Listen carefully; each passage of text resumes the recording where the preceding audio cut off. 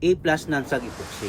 Ito po ngayon ang gagamitin po nating pangmasilya dito po sa mga pinagwildingan po. Dito po sa ginawa nating harang, dito po sa rooftop. Ito po ay magandang imasilya para po sa mga overhead po. Kagaya po ng mga kisame. At siyempre, pwede rin po ito para po sa mga walls, lalo na kung plywood po ang ating mga dingding. Ginagamit rin po ito para po sa mga fiber cement board.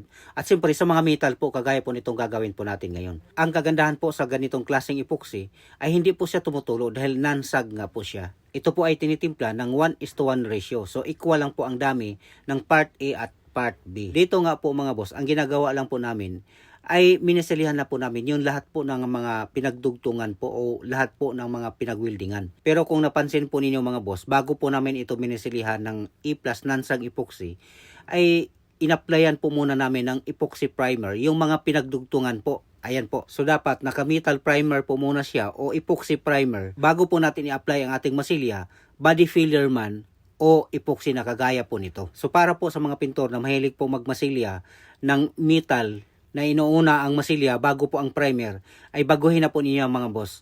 Ngayon na alam na po ninyo, dapat unahin po muna ninyo ang epoxy primer o metal primer bago po kayo mag-apply ng body filler o kaya epoxy na kagaya po nito. At ang gagawin nyo lang po mga boss, pakinisin nyo lang sa tubig para wala nang lihain gamit po ang inyong daliri.